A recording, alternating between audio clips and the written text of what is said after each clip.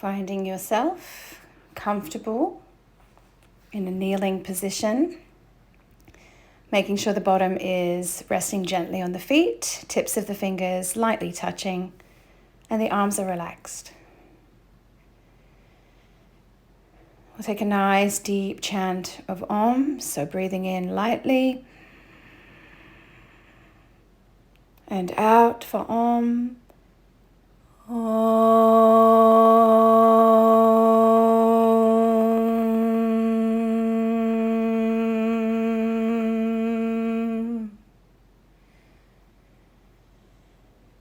And feeling that vibration as it just resonates through your body, nice and lightly. Breathing in and breathing out.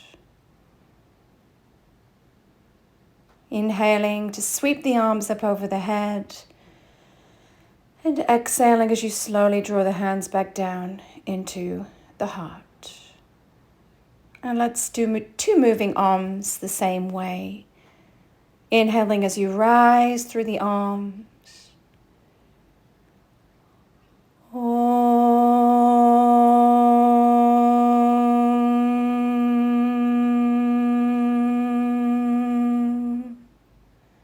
One more time.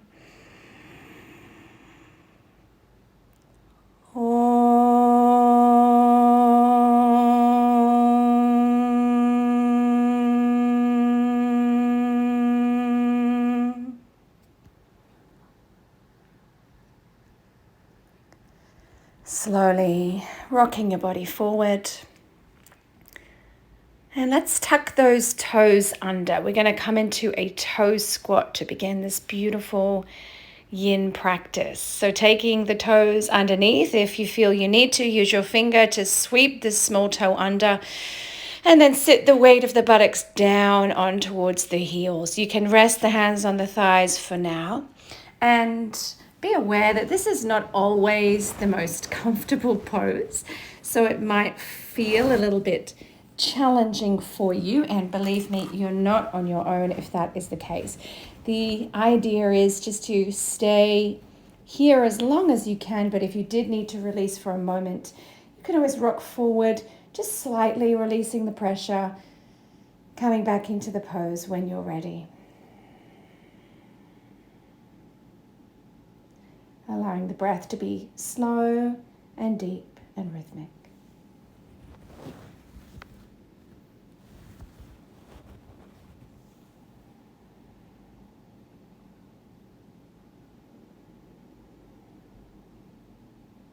And this pose is going to open up the plantar, the fascia on the soles of the feet, which in turn travels up through the whole body. So even though we're focusing on the feet, we're actually opening the fascia, the connective tissue in the whole body.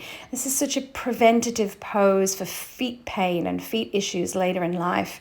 So although it doesn't feel that comfortable for everyone, it's worth sticking it out. Let's distract ourselves a little with the arms. As you inhale, rise up. And exhale, slowly sweeping the hands down into Anjali Mudra at the heart space. And repeat, inhale, rise, feel the air running through your fingertips. And exhale as the hands slowly come down through the heart space, releasing all of the breath. Once more, breathing in, rise, lift your heart, look up. Exhale the hands slowly back into the heart space.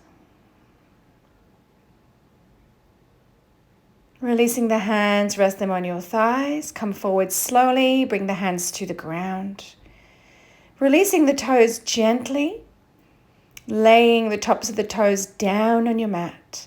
And if it feels natural and good for you, you can lightly tap the toes, just stimulating a little bit of energy flow if it feels right for you. Let's tuck the toes and come up into downward facing dog, and then slowly walking your feet up towards your hands and finding ourselves in a dangling pose. So we're going to take the feet quite wide as feels good for you. I like to take my feet out towards the edge of the mat. Bend at the knees, and let's hold the elbows as we hang the spine downwards. So we're going to decompress the vertebra of the spine in this pose. It's called dangling in the Yin tradition. And we're literally dangling through the spine. We're letting the head hang and keeping a bend in the knee. So for some of us, the belly will be fairly close to the thighs, maybe even touching. And try not to lock the knees.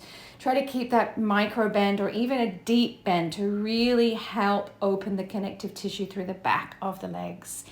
It's important that your shoulders are rolling down. So roll the shoulder blades down towards the hips and let the weight of the head hang down. And slowly follow your breath. You might like to focus on an inhalation traveling along the length of the spine and an exhalation out through an open mouth. Inhaling along the length of your spine, exhaling through that open mouth.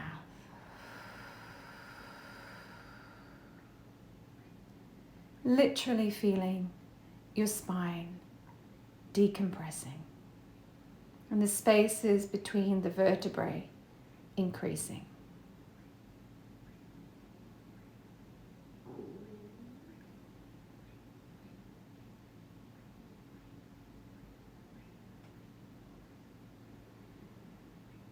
Enjoying this slow and passive practice. In the Yin practice, there are 3 principles that we'd like to adhere to.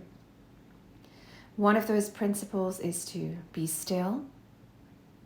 Another, to stay for time. And another, to find your edge. And that simply means that there will be a challenge often, and you're moving into that challenge, but without force or push or pull or contraction.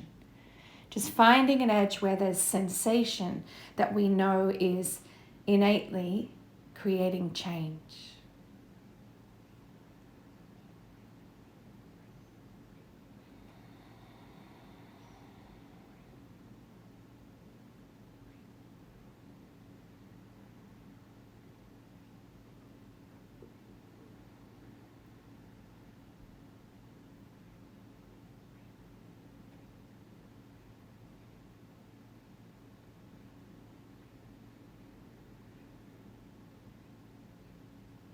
When you're ready, lightly place your hands to your shins. Take an inhale as you rise, coming up slowly, running the hands along the front of the legs, breathing in as you feel yourself rising gently, drawing the arms all the way up to the top of that in-breath. And exhaling as the hands find the heart, and we flow gently back forward, down to Mother Earth.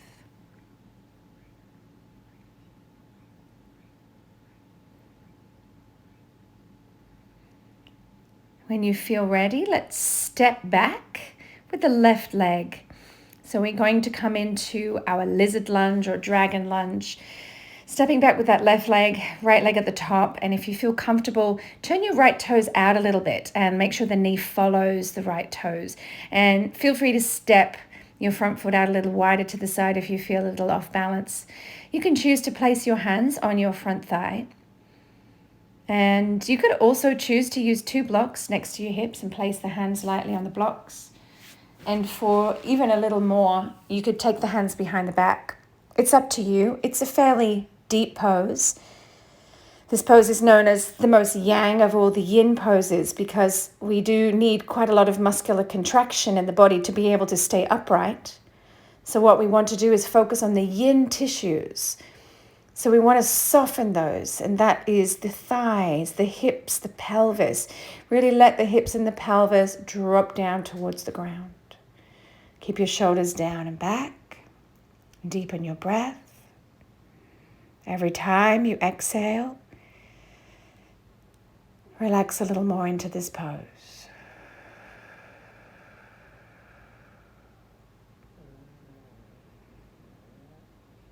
perfect yin pose for creating flexibility and openness in the hips, nourishing the lower back. Working with urinary bladder meridian, kidney, liver, spleen meridian, really encouraging lubrication through the pelvic joints. And if we think of the kidney in particular here, the kidney is the house of your vital chi, the house of the blood and the bone.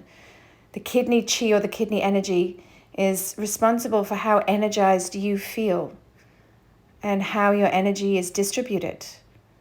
We're just going to change this pose a little. Keep the legs as they are. And then let's bring the hands down to the ground on the inside of the front leg. You might need to turn your front foot out a little more. If you do, that's fine. Couple of options. You could come down to your forearms. You could come down to block or a bolster under the forearms or hands.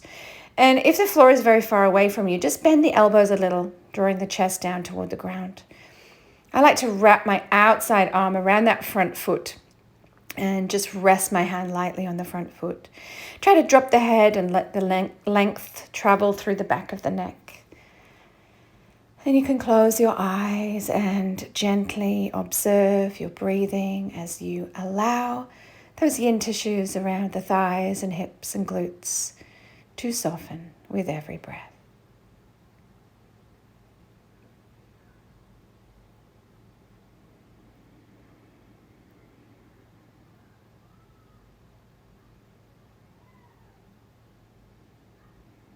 Coming up with an in-breath, walk your hands back, squeeze your glutes a little as you slowly release that front leg, take it to the back.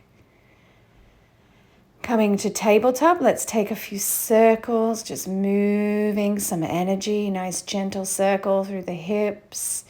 Just close your eyes and feel into that circle, creating a little bit of flow.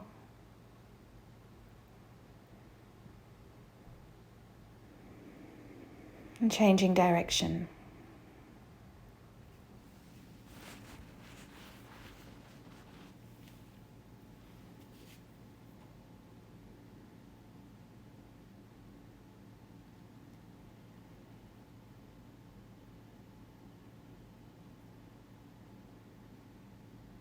Tucking the toes once again and lifting up into downward facing dog. Taking a nice deep stretch here, pushing the hands and feet into the ground, rolling the shoulders down and back. And stepping forward with that left leg when you're ready. Changing the side. So turn the left toes out, let the left knee follow. Sink the hips right down. So we want to avoid any downward pressure in that back knee. So make sure you've got a good gap between your front foot, your back foot, and really extend that back knee away from you. And if you did need soft padding under the back knee, that could be a support for you. Choose to rest your hands on your front thigh or use blocks next to your hips, whatever your preference. And eyes gaze on one point, slowly, mindfully breathing in and out. Letting go of any contraction in the hips, in the pelvis, in the glutes, and observing sensation. Breathing through that sensation as best you can. Can be a challenging pose to stay in. Use your breath.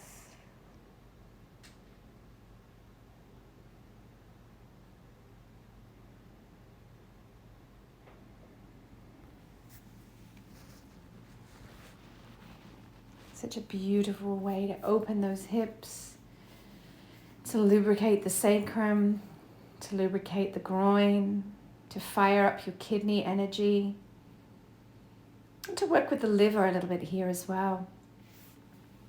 Helping the liver to do its job of cleansing and detoxifying, and helping the spleen to do its job of carrying messages around your body.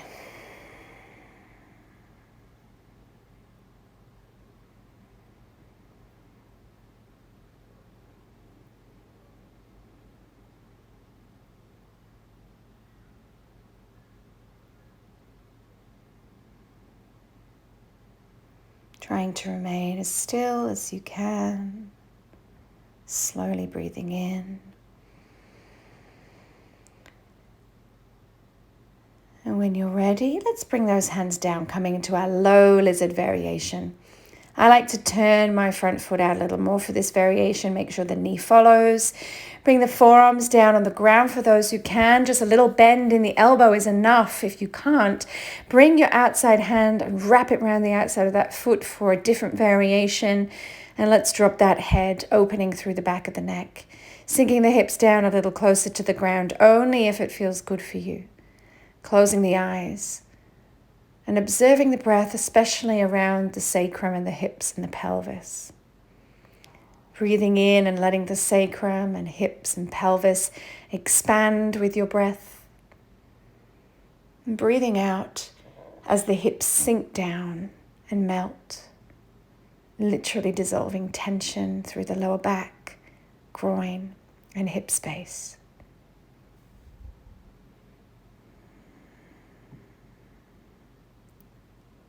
And coming out, pushing the palms to the ground, stepping back, tucking the toes, coming up towards a downward facing dog, externally rotating the shoulder blades and pushing down through the hands and the feet, breathing in and out.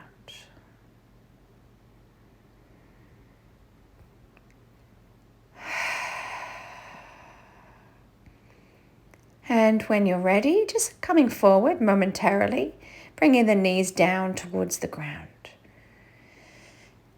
And let's check here that we have the bottom over the knees and the shoulders over the wrist joints. And we're going to extend the arms out in front, coming down into Anahatasana, melting heart pose.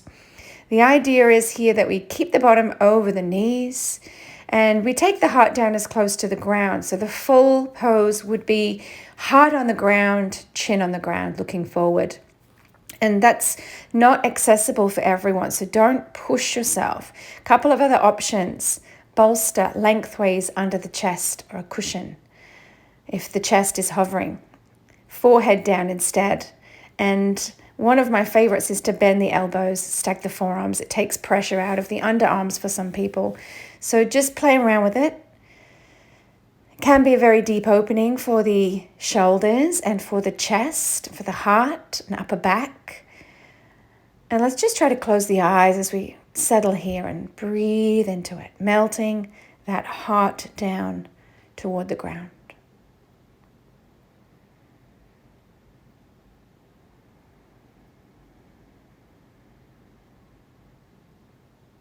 Such a powerful pose for releasing shoulder tension, releasing the responsibilities that we hold in the shoulders, opening the lungs and chest and heart, melting old emotions that we're holding in the heart space, connecting to our center of compassion and love in the heart.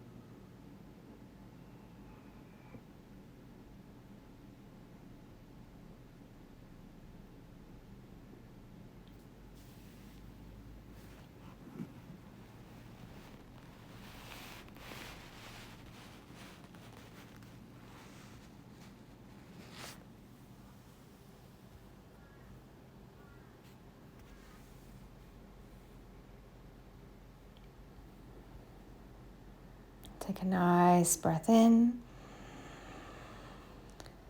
and out through the mouth.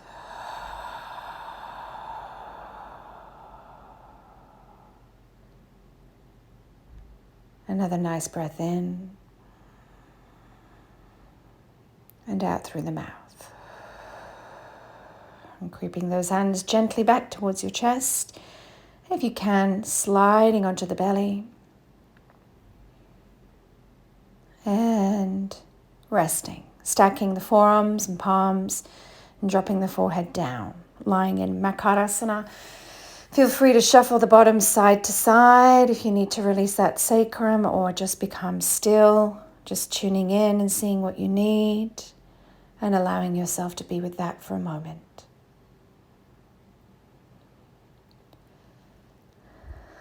And we'll come up into a Sphinx pose next. So when you feel ready, forearms on the ground. Some people like to put their shoulder over their wrist. I like to give a little bit more freedom because it's important that it feels comfortable as it's a yin pose. So take the legs apart and really give your sacrum and lower back and glutes some space. Push the forearms down into the ground and the hands, and let the shoulders roll down and back. And we're going to relax the pubic bone and relax the glutes as much as possible. And if you feel you want more, your second option would be the full seal. So just demonstrating that now. Pushing the palms into the ground, turning the hands out to the side, keeping the shoulders down and coming into that deeper variation. So your back bend of choice between Sphinx and seal pose, please make sure that you stay in the one that suits you most. Don't push your body too much. Listen and honor your back bend. And let's breathe into relaxing that sacrum, keeping that gaze forward for now. Slowly breathing in and out.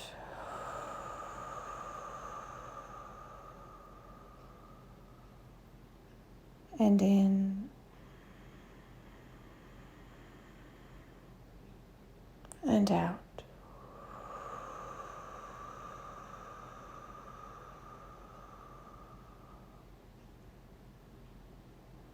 Releasing and relaxing a little more through the legs, hips, lower back with every breath.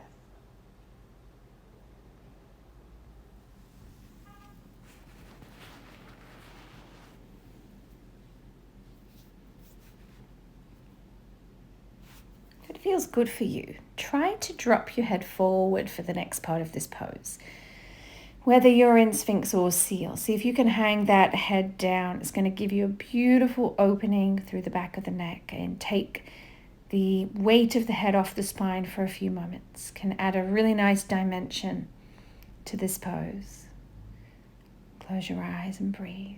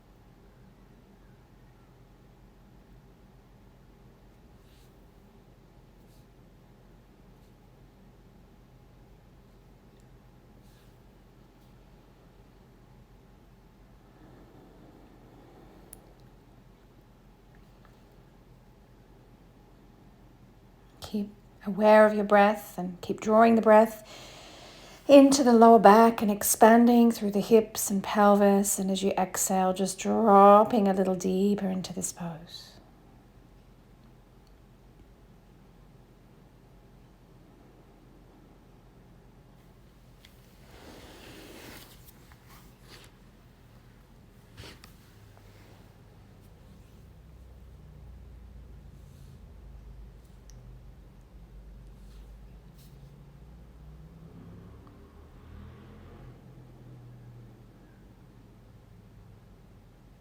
And that next inhale, Slowly start to lift the head up. Roll the shoulder blades down a little more and bend at the elbow as you gracefully, slowly, mindfully start to lower yourself down. And it's important to go slow. We really want to honor that lower back space and not push, just gradually coming all the way down onto your mat. Squeeze your glutes, squeeze your abdomen and push back, coming into a child pose of your choice, choosing to come to a traditional balasana with the legs together, which can be a really great support after a back bend, such as seal or sphinx. And if you don't like that variation, that's okay. You can just bring your knees apart. And let's drop the chest, drop the head, and come back into that steady breath. Every time you exhale, drop the heart a little deeper, a little more into the ground.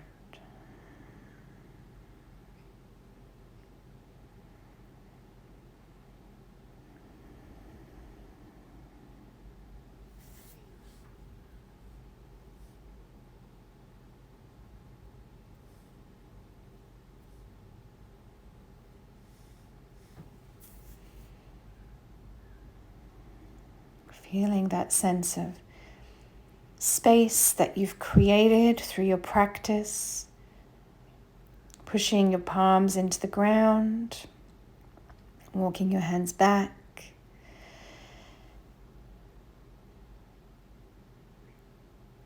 Let's take that bottom on the ground. Bend at your knees, gradually lying down. Keep the knees bent, feet apart, spread out the arms, drop the knees one way as you look the other way. Relax.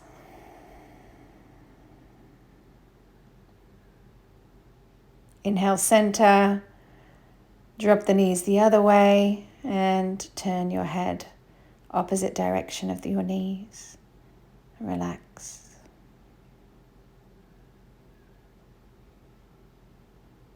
Breathing in, knees rise, and breathe out, knees fall.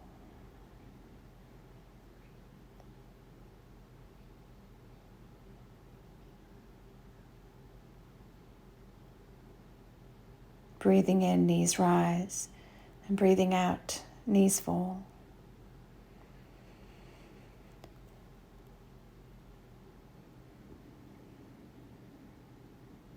Coming back to the center. Stretch the legs out. It's time for your Shavasana. Lie down on your back.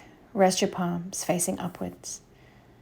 And I suggest taking as long as you can, as long as you have, as long as you can allow yourself to rest in Shavasana, your final pose of integration. Lying flat on your back and gradually, slowly relaxing every cell.